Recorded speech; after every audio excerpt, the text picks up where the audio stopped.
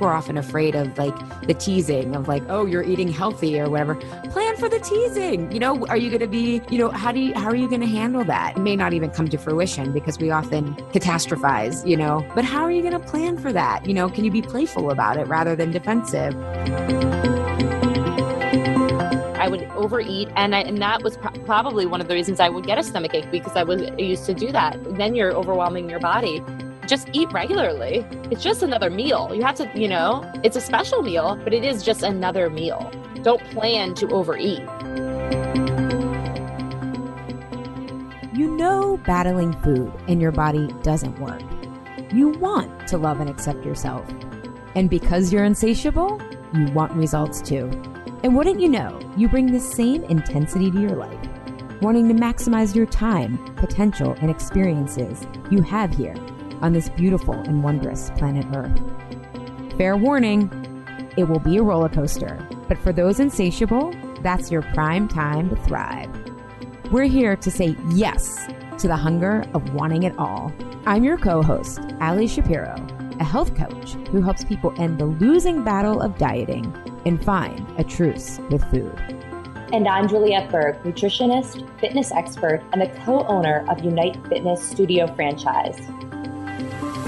Welcome to episode 51, non-traditional portion control tips for the holidays. Conventional wisdom tells you to visualize success in order to achieve a goal. But what Ali and I will reveal is a better technique that's more effective than just positive thinking. How can you gracefully get on the same page with your hosts and hostesses when it comes to wanting to eat healthy over the holidays? And lastly, what can we measure so that you can eliminate your guilt from indulging over the holiday season? Today, everybody, we're getting real about the holidays and portion control tips that I guarantee you've never heard before. Because, Juliette, if I hear someone tell me to check in until I'm 80% full or to breathe, I don't know. That stuff annoys me. I'm like, we've already Even the word portion control, even those two words, portion control, irritate me. Yeah. Oh, yeah. It's like part of the control metaphor, part of the fixed mindset, part of a bigger narrative that bothers me. We were talking, I think you and I both through the years, like I was telling you, I eat differently during the holidays for sure. But with my sister being celiac and me being, I act like I'm celiac now after our podcast with Dr. Samantha when she told me I probably was. We eat relatively healthy over the holidays. It doesn't mean that I don't eat differently, but I've come so far. Like it doesn't even feel threatening. How about for you? Oh, yeah. It doesn't necessarily feel threatening. If anything, it's like exciting because I enjoy certain holiday get-togethers and for the tradition of them. But one thing that I've changed a lot of is I don't say yes to every holiday get-together. I limit myself for health purposes because I don't think I need to be going to every holiday dinner, that a friend invites me to or every holiday party that, someone else's company is allowing you to be a +1 to. So, I've just learned to pick and choose a handful of ones that are really meaningful to me. And that's it. I don't need any more than that. Otherwise, I'm not going to feel good. And and to say like, oh, I'm going to go somewhere and not eat anything or not drink anything. I don't believe that is very helpful for people or possible for people. And it makes you feel like it puts you in a stress mindset because now you have to basically, what's the word I'm looking for? Restrict yourself the whole time. Yeah. Well, and what's funny too is like a lot of people eat because they feel alone to begin with or overdrink. Mm-hmm. You can be alone in a crowd. It's very easy to do or out of place or like you don't belong or, whatever it is. And so you're right. It's unrealistic. And I think, we're not going to give you those kind of tips, but I do also want to just mention to people that Juliette and I have come to this really peaceful, exciting place through trial and error, through practice. It didn't magically happen. Part of that control mindset is a fixed mindset. You think success is instant and easy and it shouldn't take effort. And anything less than perfection is failure. And that keeps you from learning and being in that imperfect place where you get research and data. So this is why I love my Truce with Food group at this time. I'm like, we have so much research opportunities. Like, there's so much data flying around right now. This time of year. Yeah, for sure. And I'll give a really good example. But when I moved to Philly, it's now going on 9 years, I think. It's amazing. It's kind of nuts. I was coming out of a really bad relationship and my stress is at an all-time high and my relationship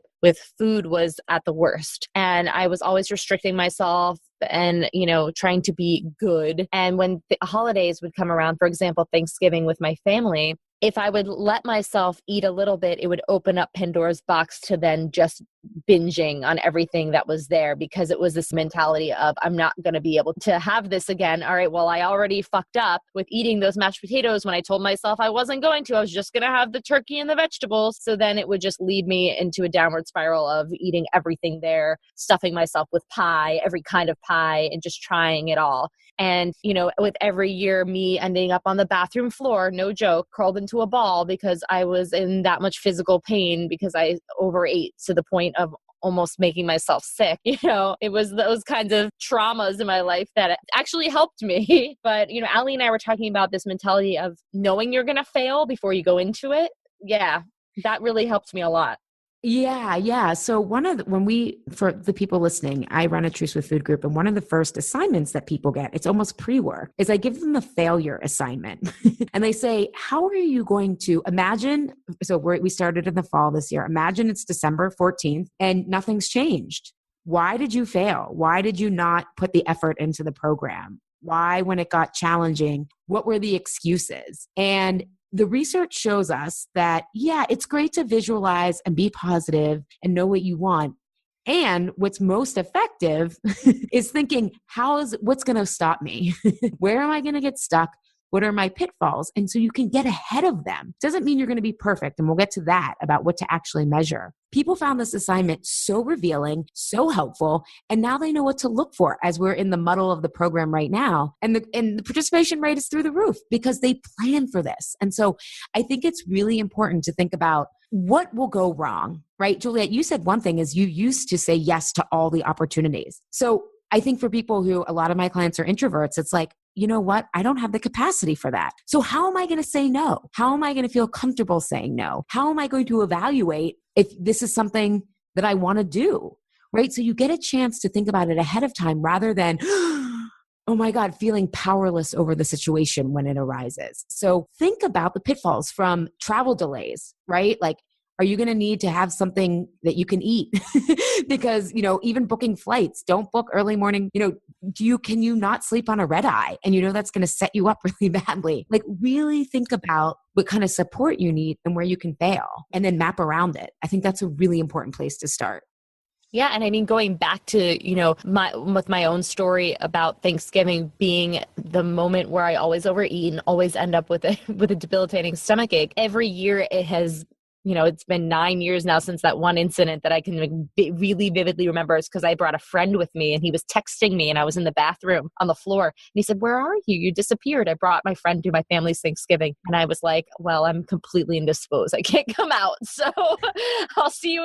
Have fun. Enjoy my family, because I'll see you when I'm better. And I don't, who knows how long that'll take. But, every year since then, it has been this plan of almost failure, knowing that, all right, these foods don't agree with me. And not that I'm even overeating now, but what I found is that I'm very sensitive to a lot of the foods that are served around Thanksgiving. My butter doesn't agree with me, for example, and lots of things are cooked in butter, but now I bring more vegan options to Thanksgiving. My family accepts the food that I bring, and it helps me it's not that I don't eat the food that they have, but I bring other options so I can choose what I want. And the stomach aches have gotten better over the years, but I planned for it. I planned for the stomach ache, and knowing that, it helps to not have them happen. Right. It's and then you can also have like the peppermint if you need it, or like I'm thinking about when I really struggled with overeating in the holidays, I would do what you kind of did, or I would say, okay, you can eat whatever you want on Thanksgiving and Christmas Eve and Christmas. But then inevitably, I forgot about all the holiday parties and the Hershey Kisses and all the candy drawers at work, you forget about that stuff. Right. So that never worked. But I remember even when I was healing my IBS and depression and all those digestive issues, just knowing that I would have the ginger tea that I needed or whatever in case I was going to have digestive issues, that made me feel so much calmer and less anxious and have less self-doubt, which then enabled better choices. I think for people listening, this is where you have flexibility that you might not think about is are you going to go to every party? Do you have to stay at every party the longest? I think from a food standpoint, thinking about what you really enjoy versus what feels like it's special. I referred those Hershey Kisses.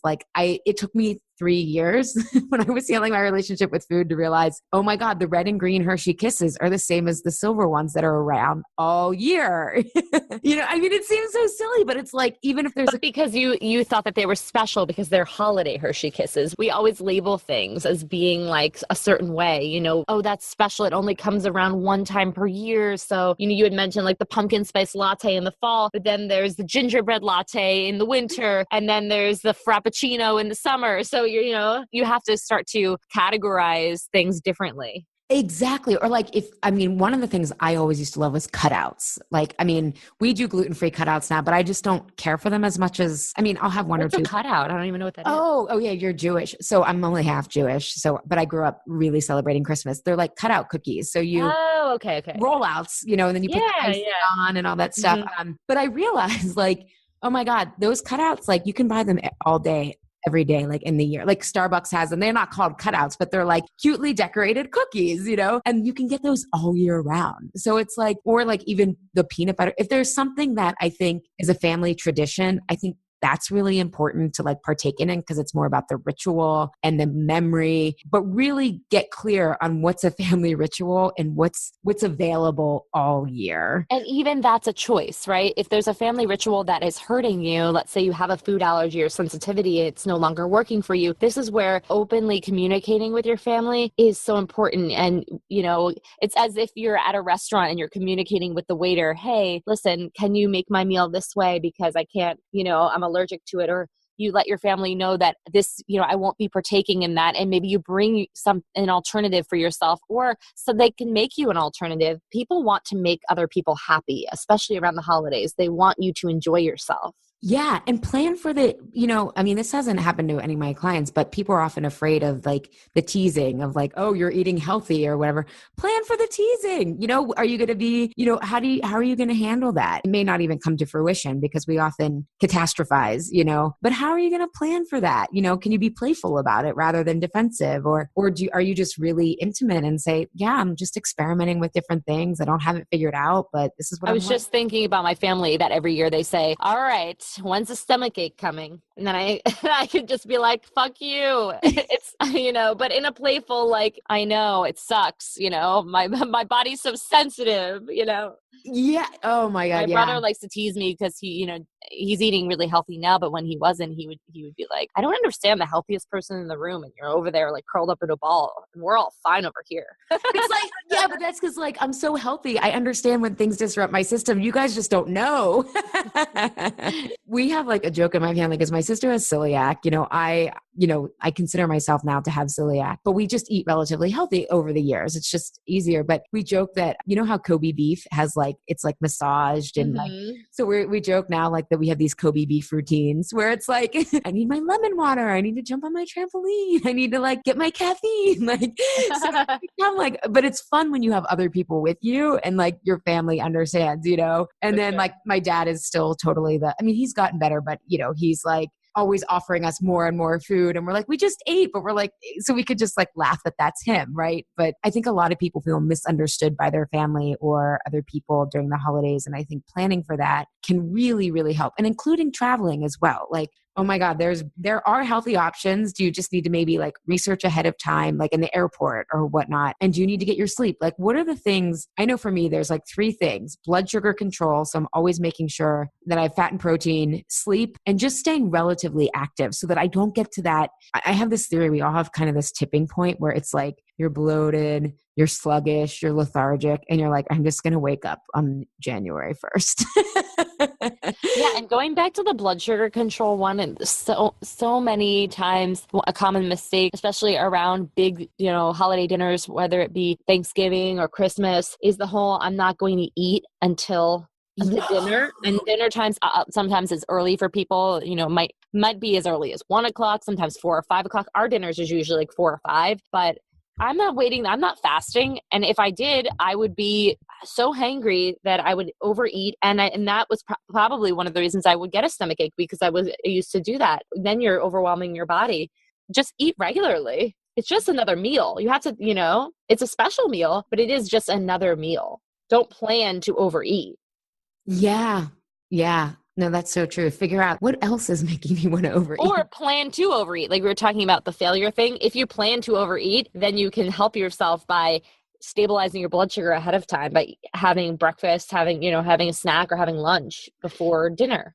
Yeah. And I think on this plan to fail thing, realize that a lot of people overeat because they think they're going to cut themselves off the next day. So I actually think, oh my God, I'm not going to eat potatoes the next There's day. no way. You know how many leftovers people usually get? Yeah. So even plan for that because you'll feel like, oh, I can eat this tomorrow. And I mean, everyone's Thanksgiving is different, but like traditional healthy Thanksgiving food is relatively healthy. Like it's not, I mean, maybe the stuffing and stuff, but like a little bit It's of like so paleo. We just eat potatoes, meat, vegetables.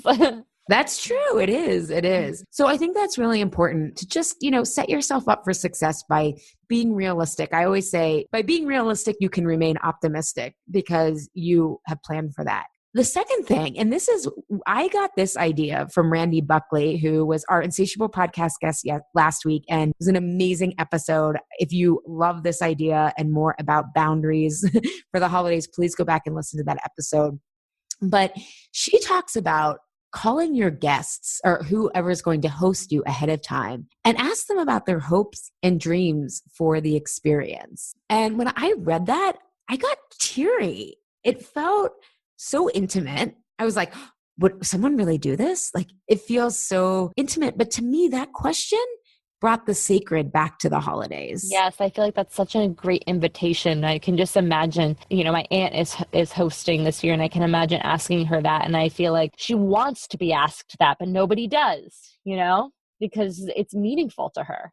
Yeah. And what do you think she would say? I mean, what do you think she would say if you asked that? I mean, you could obviously want to get the clear answer, but. Yeah. I think my assumption would be that she would say to bring family together and have meaningful conversations and just, show our love and support for one another as being unified through being family. Yeah. And being together all together because it's not, we're not all in the same room except for typically that one time per year. So. Yeah. And all of a sudden you're like, oh, it's about the food, but the food is just a medium to the conversing. And I just think asking that of your host and also the people that you really care about. I know we'll go visit Carlos's family over New Year's and they are Carlos and I think pretty similarly politically, and they do not, the family that we're visiting. And I know for Carlos, it makes him, I love to spar politically. I think it's fun, at least when people use real facts. I don't like when people make up, then that's just not fun, but it makes him really uncomfortable. And so I really have to ground myself and realize okay, I'm definitely not going to change their minds and it doesn't even matter. And so I leave it out of the conversation though, because it upsets him. And so I don't want to upset him.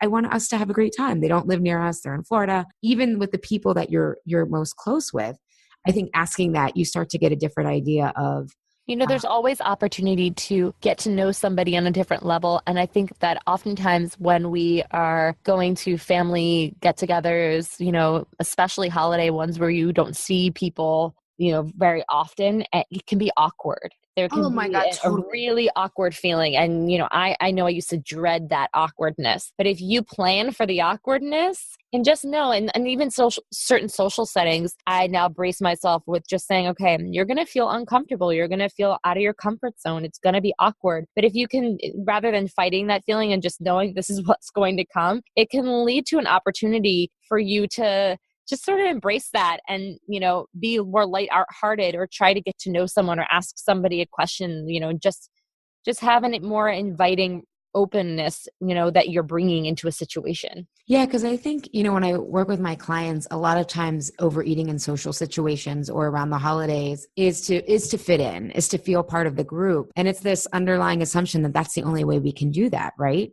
I mean, is by eating the same or going with the flow. And I will just remind everyone of one of my favorite sayings from Sweden, only dead fish go with the flow.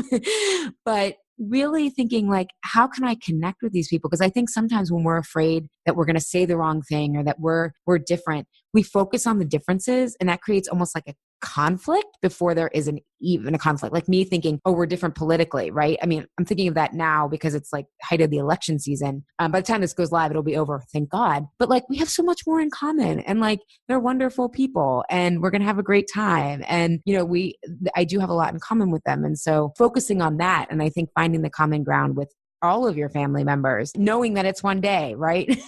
Yeah. Or a couple I of had an instance recently with someone's family member, and we were at a restaurant celebrating someone's birthday, and then all the people got up to go to the bathroom, and it was just me and this other person. And it was so uncomfortably awkward for me. I don't know. And I had to think to myself, I don't know how this person feels. So I can't say it's uncomfortable for them or awkward for them. And just trying to make this small talk. And I just felt like it was just going so sour and wrong because it was so inauthentic. And then, you know, after the fact, I just reflected on it and I thought to myself, why couldn't we have just sat there in silence for a few moments while those people were in the bathroom? There's nothing wrong with that either. It doesn't mean there's anything wrong if you can't fill the space with talking. That's so true. That's so true. Just thought of that, you know? I probably would have been like, well, this is awkward. We barely know each other. Yeah. In this case, we don't barely know each other, but it's an awkwardness. So. But I just thought to myself, it doesn't have to be, you know? That's true. I think that's another way that we wear ourselves out, is thinking we have to start the conversation or we have to keep the conversation going, rather than it's amazing if you just like are quiet. Sometimes someone else will start it and then it's like off on you, you know?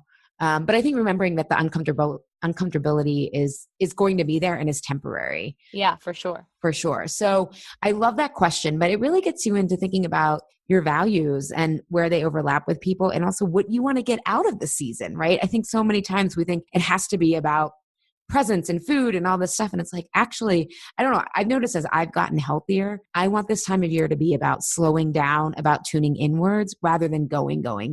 Like that's what I've realized. Like, this is my time to like gather my energy from the year rather than like diffusing the little bit of energy that most people I mean, that's very in sync with the season, right? Especially living on the East Coast where winter really, the world is, in our world as we know it, and you know, with the season is slowing down, shutting down. Things are cold and darker and it's calmer. The birds aren't chirping. There's not noises out there from the animals. Like it's it's hibernation. So it makes sense that you would feel that way.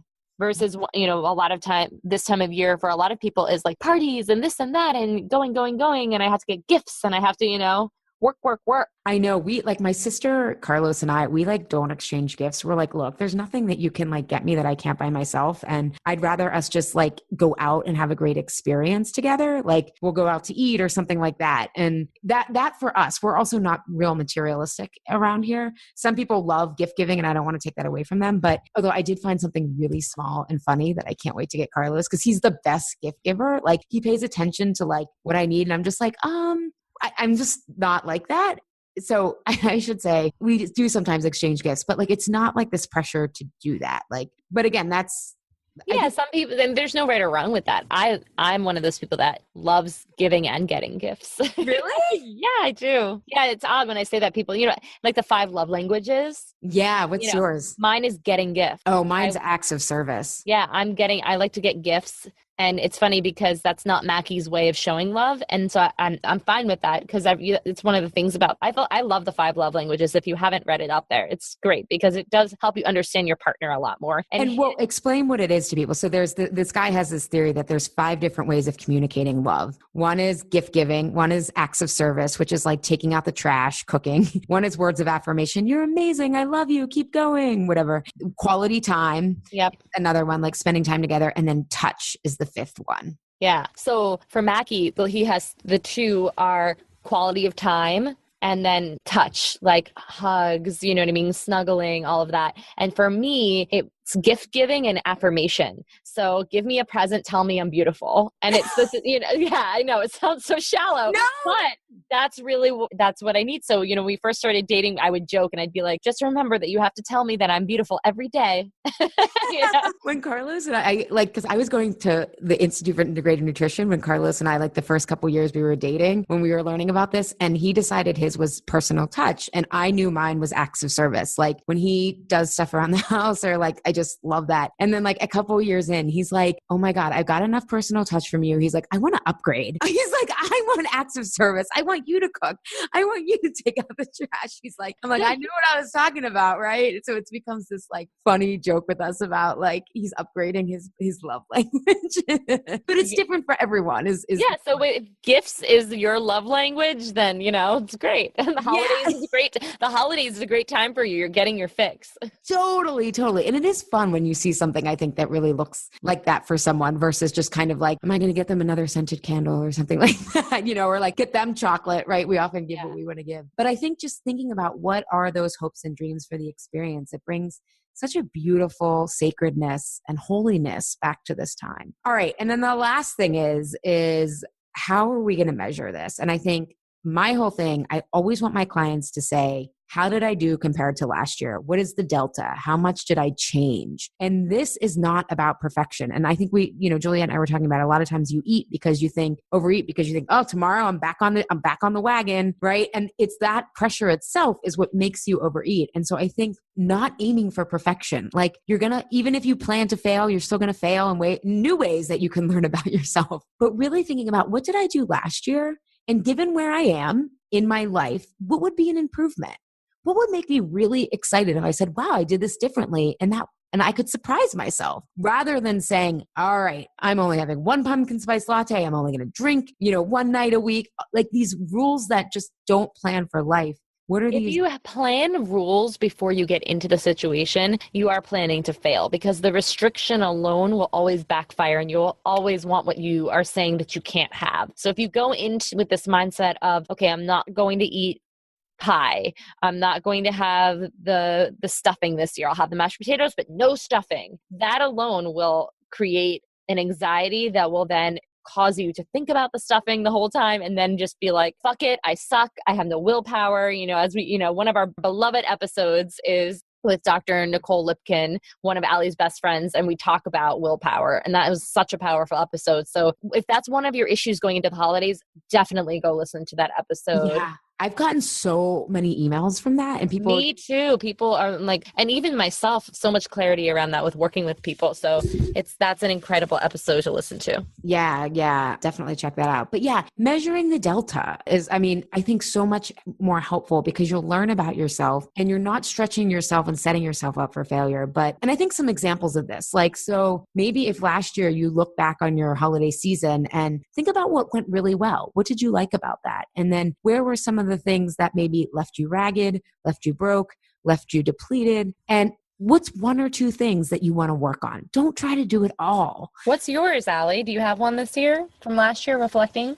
Yeah, great question. So like I said, I don't really overeat or look to the holidays to overeat anymore. I definitely eat differently. I think for me, I want to stay active because this year has been really about getting back into an activity schedule, and I have been, and I can also be like, I'll just skip it, so staying active while I travel is really important. And I want to stay off social media as much.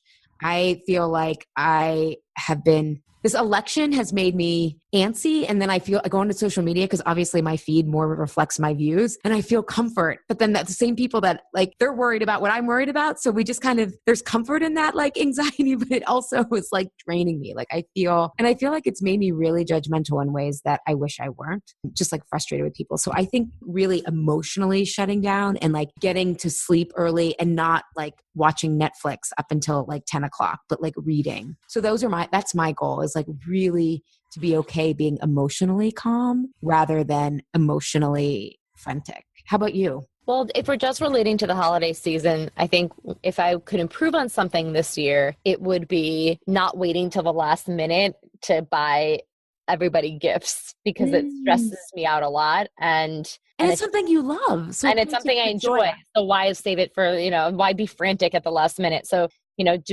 just getting ahead of that would be really helpful for me. And that's just in general, a theme for me that I'm trying to work on is not waiting till the last minute for things, right? Scheduling things in so that I'm not trying to front load everything and then feeling overwhelmed.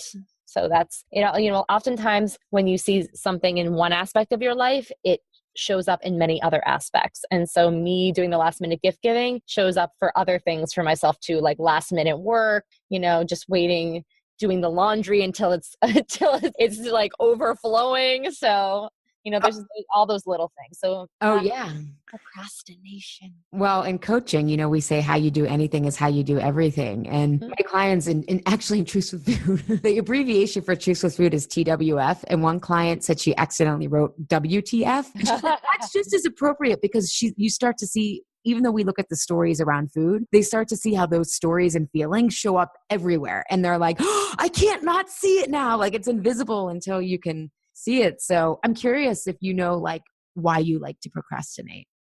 Why I like to procrastinate. Haven't quite figured that out yet. There's a couple of reasons, but we'll save that for another podcast. Okay. Because I'm so curious now. Yeah. No, don't worry, listeners. We'll share that with you, just not on today's episode.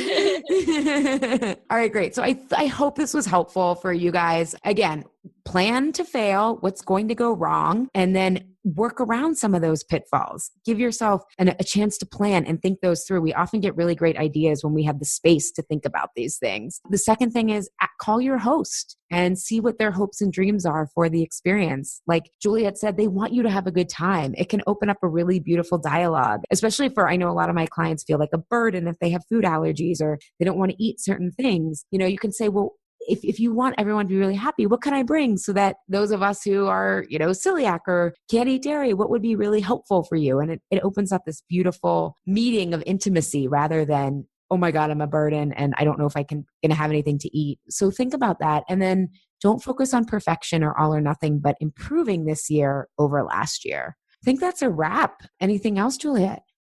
No, it's not about the food all the time.